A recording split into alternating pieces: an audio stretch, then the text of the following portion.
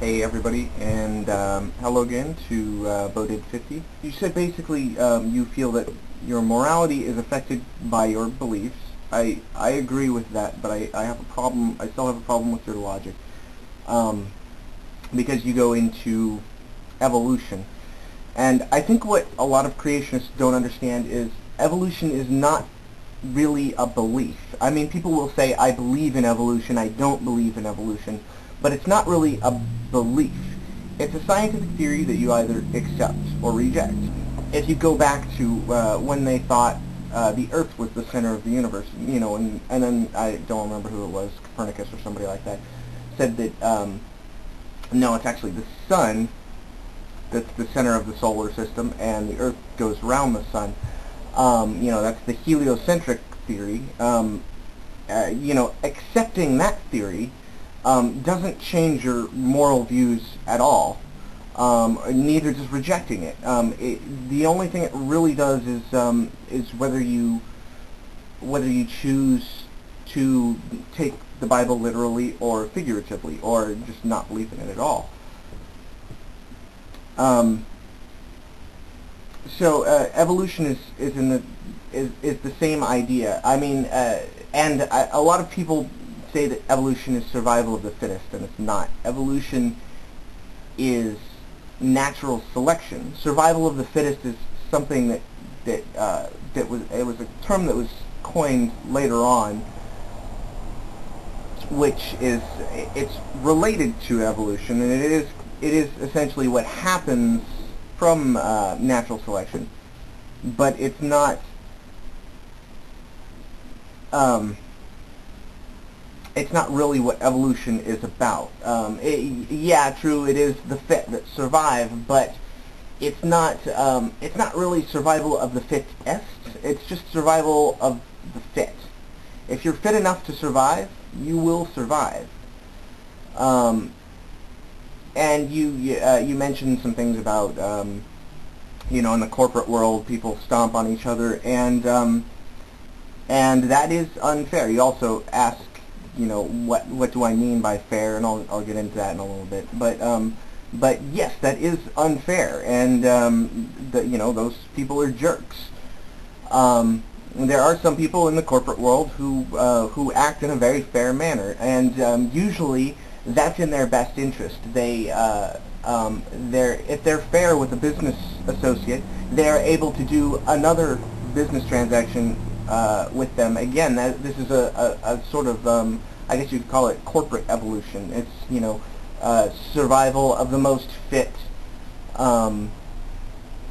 corporation or corporate entity. So you asked me, by what standard do we judge what is fair in an atheistic worldview? And fair is actually a very simple concept. You could even think of it in mathematical terms. This man is obviously not being fair to his wife, whether she knows about it or not, although even if she doesn't know about it on a conscious level, on a subconscious level, I'm sure she's got some idea. And like I said, you can think about it in mathematical terms. In this aspect, it's time that would be the mathematical concept. He's only got a certain amount of time. He can spread it through his job, through his friends, through his wife, and through these other people that he is sleeping around with.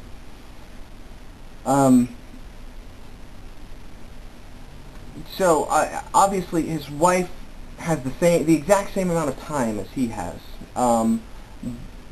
She perceivably has other things that she spends her time on, although I'm sure she's more fair with her time, you know, in, you know, setting aside time for him. I mean, unless she's cheating on him as well, which is a possibility, but just for argument's sake, we'll assume that she's faithful. So he only has so much time that he can give to his wife, and he's spreading that time out amongst these other people, and that's where fairness comes into play. But also, humans have have something called mirror neurons, and actually all primates have these, and it's probably in other social animals as well. But basically, what happens is if we see, or even if we imagine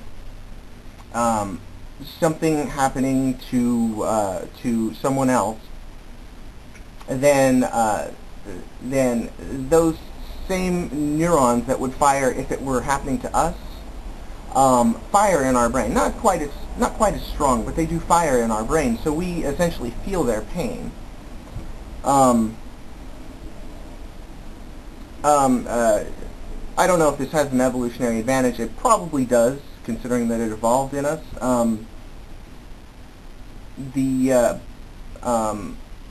The benefit that I could see is what I mentioned in my first video.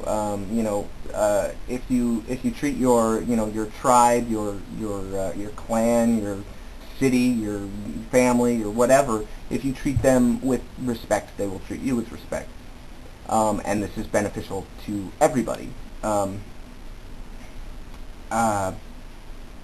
that's where I get my concept of fairness. Well, that's not where I get my concept of fairness from, but my concept of fairness is this sort of rational mathematical concept. But even aside from that, there's an emotional component to it because of the way our brains are actually structured. But I just wanted to mention this one point because I think it's a little bit hypocritical. You mentioned you think that he should be with his wife because that's what the Bible says. The Bible says, according to you, that he should only be with his wife.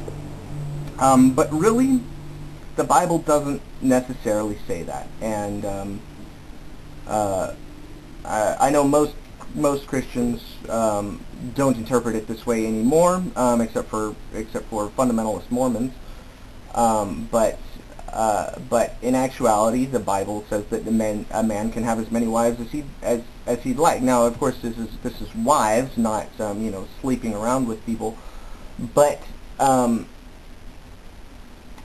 when it comes down to it, what's the major difference? The only major difference is a ceremony has been performed. So, in essence,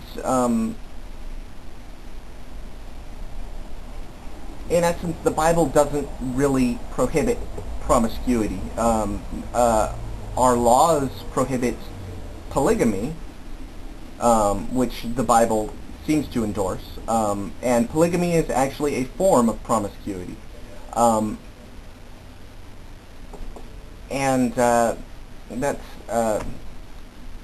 I know it's not. It's sort of splitting hairs, but to me it seems like to claim that you get this absolute morality from this book that can be interpreted in different ways, I think is a little it's a little hypocritical.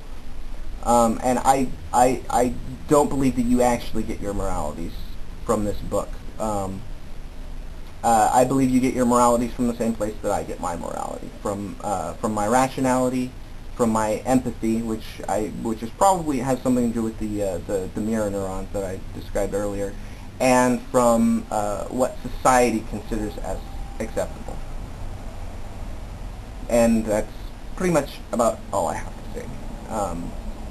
And you don't need God, and you definitely don't need a Bible to have any sense of morality. And evolution doesn't factor into to morality at all. Let's see. Final word.